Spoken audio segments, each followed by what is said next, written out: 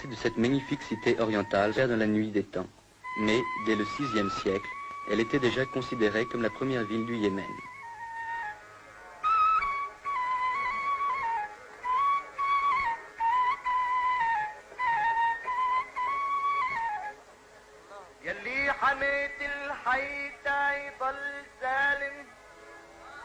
Proclamée le 26 septembre 1962, la République, dont on voit ici le palais présidentiel, la confirme dans son rôle de capitale de l'Arabie heureuse. À l'occasion de la fête de la rupture du jeûne, une réception est organisée au palais du gouvernement. Son Excellence Al-Iriani se prête aimablement aux servitudes de la célébrité. Les notables viennent lui présenter leurs hommages, ainsi que le président de la Chambre.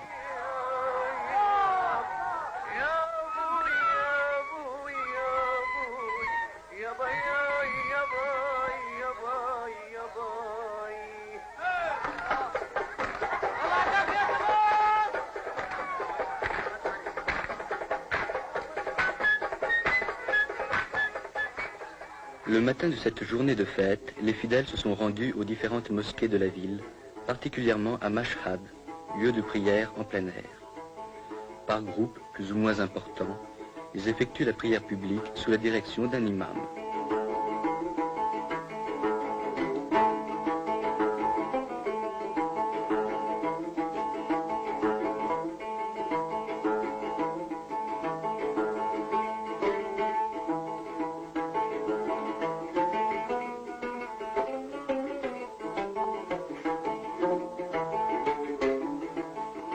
Pour cet ultime voyage, une déambulation dans la partie moderne de la ville est de rigueur.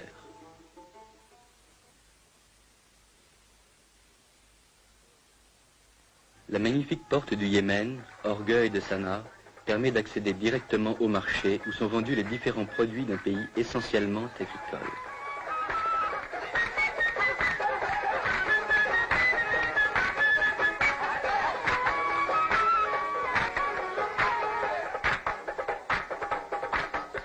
Toujours dissimulée au regard, la femme est parfois drapée de noir.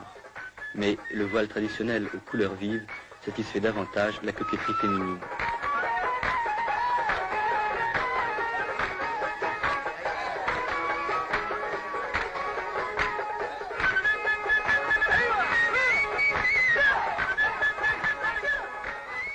L'artisan yéménite travaille selon des méthodes ancestrales mais efficaces.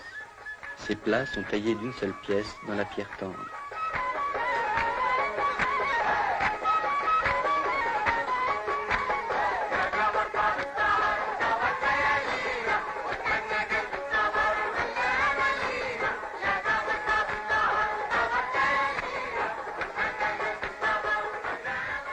Jadis, les peaux yéménites étaient célèbres dans tout l'Orient. Trempée dans différentes cuves, la peau est lavée, nettoyée, tannée et lustrée. Ces différentes opérations sont effectuées en plein air, tant l'odeur qui se dégage des bains est suffocante.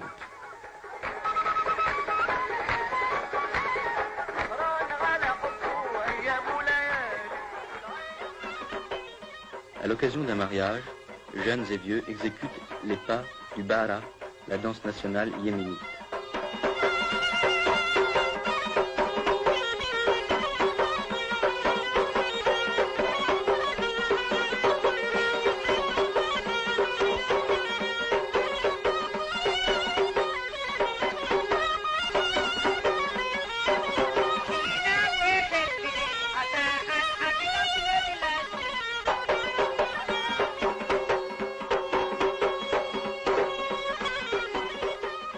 Étrange alliance de l'art et du sacré.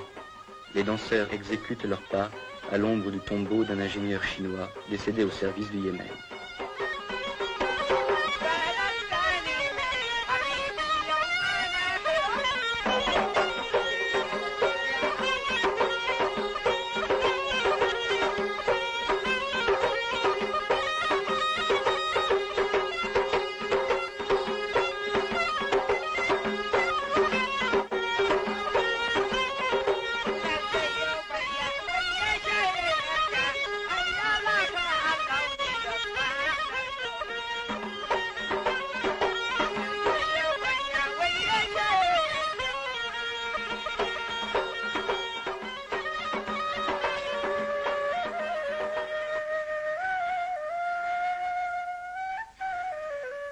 quittons Sanaa pour Wadi Dar, célèbre par son château, construit sur un énorme socle rocheux, et nous poursuivons notre route vers Amran.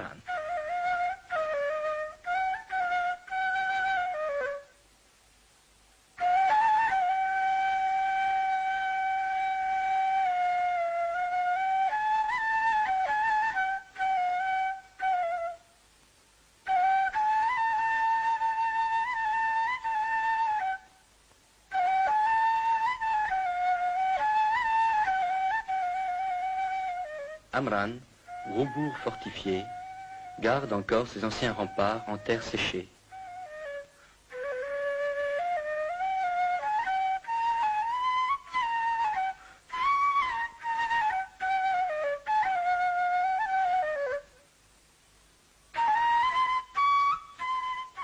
Son petit marché, ses terrasses sans prétention, dénotent la petite ville de province.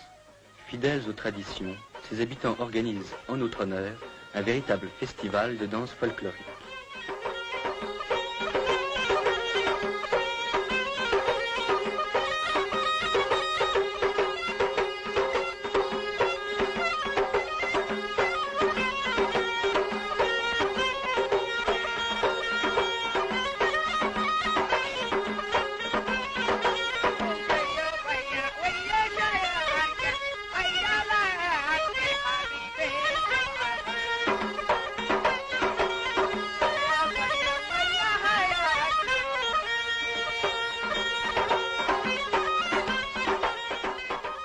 Les danseurs brandissent leur redoutable yambia, enroulent une serviette autour du bras gauche en guise de bouclier et exécutent un pas guerrier.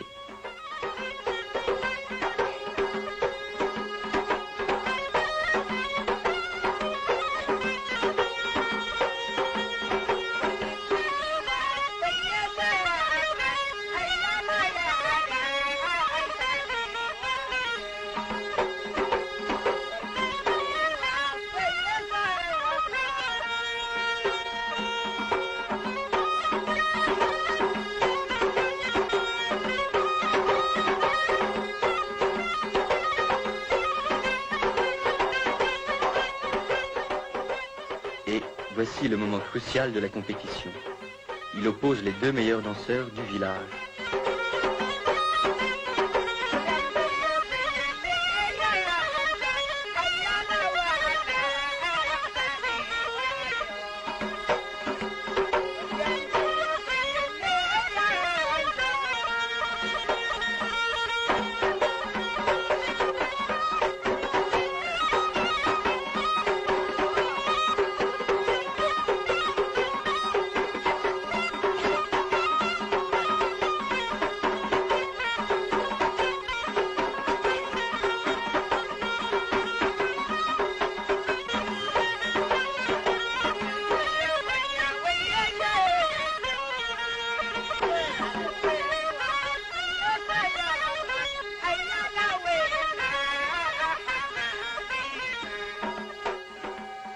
De Amran, nous nous dirigeons vers Kamr, centre vital de la célèbre confédération des Hachides. Admirons en passant cet ingénieux système de puisage où l'homme incite la bête au travail par le geste et par le chant.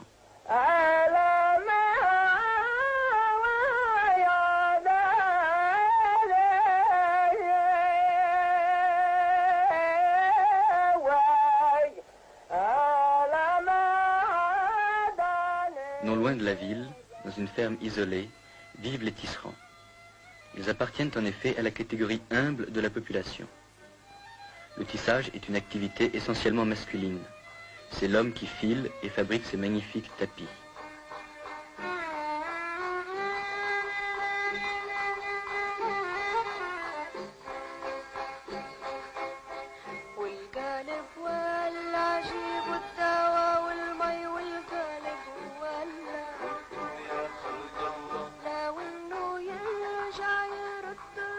La femme lui prête sporadiquement son concours, car elle est avant tout la gardienne du foyer.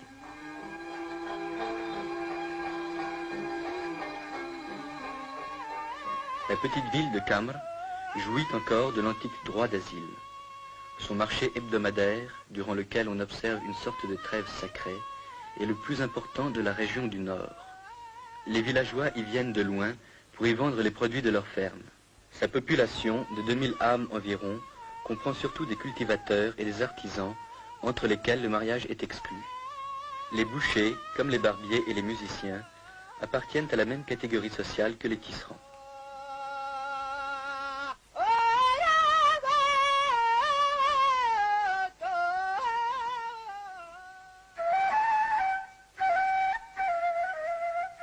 Notre voyage à Zafar n'est pas du tout repos.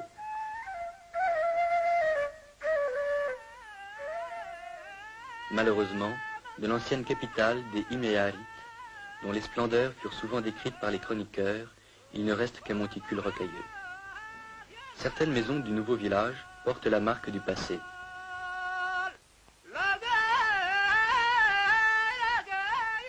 Ces citernes, vieilles de 2000 ans, sont toujours en service.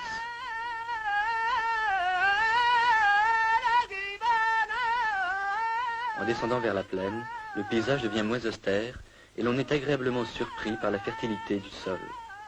De loin, on entend le chant ancestral du battage.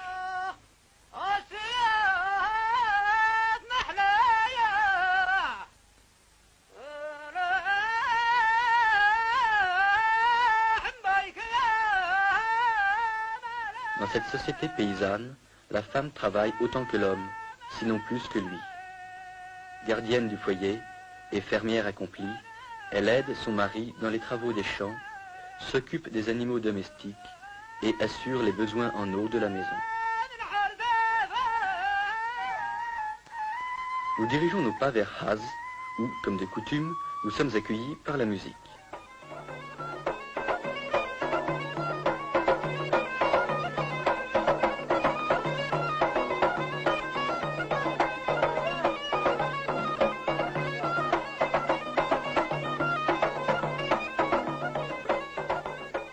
C'est un jour de marché et nous pouvons ainsi admirer le pittoresque des costumes et la variété des produits.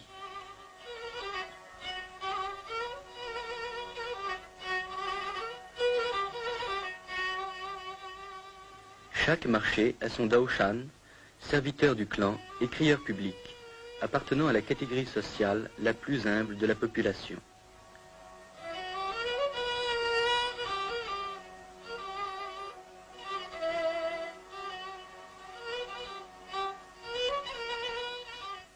Le marché a aussi son juge, reconnaissable sur ses images à son bâton. Contrairement à la citadine, la paysanne ne se voile pas. Elle se protège seulement du soleil et de la poussière. Le marché terminé, on compte ses gains, on se dit un dernier mot, et l'on prend le chemin du retour vers des villages presque inaccessibles.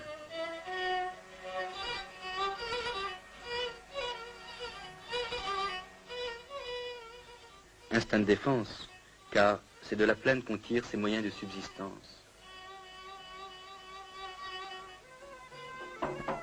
À la fin de notre visite, nous assistons à un grandiose spectacle de danse.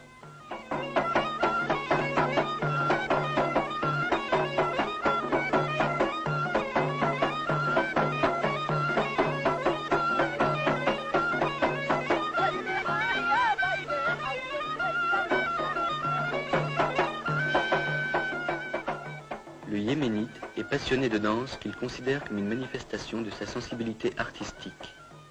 Si le rythme et la cadence accusent une certaine monotonie, la chorégraphie est sujette à variation. Les exécutants miment un pas guerrier, alors que l'assistance, comme les combattants du tournoi, s'apprête à entrer en lice.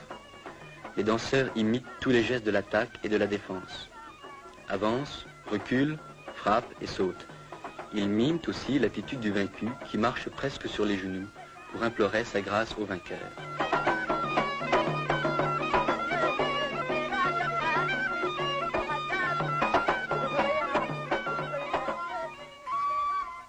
Nous quittons ces paysages austères pour nous rendre vers un site qui respire la quiétude et la fraîcheur. C'est la région la plus fertile de l'Arabie heureuse, dominée par la riante Djibla. Aucune autre ville du Yémen ne lui est comparable, tant son charme est grand. Notre courte visite ne nous permet pas d'admirer toutes les beautés de cette cité qui fut jadis la capitale de la reine Arwa.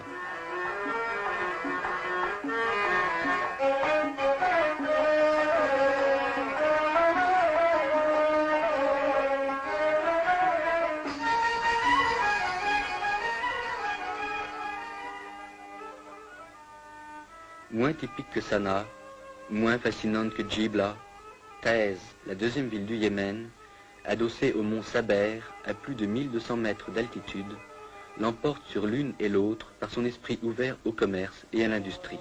Elle est dominée par la mosquée Ashrafiyya, qui semble la tenir sous sa protection. Ancienne résidence de l'imam Ahmad, elle garde son ancien cachet, ses remparts et sa redoutable forteresse.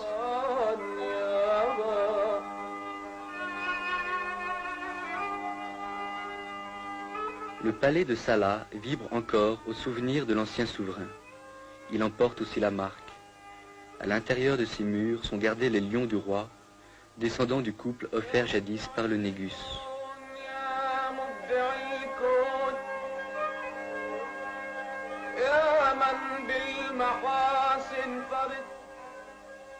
Dès le XIVe siècle, Ibn Battuta parlait de l'influence de l'Inde sur le Yémen.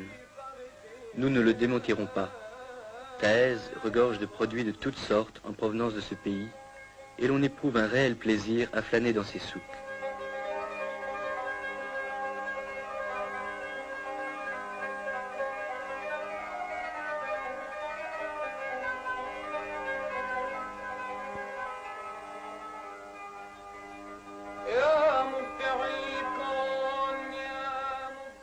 Un dernier coup d'œil et un regard nostalgique vers ces horizons lointains du pays de la reine de Saba.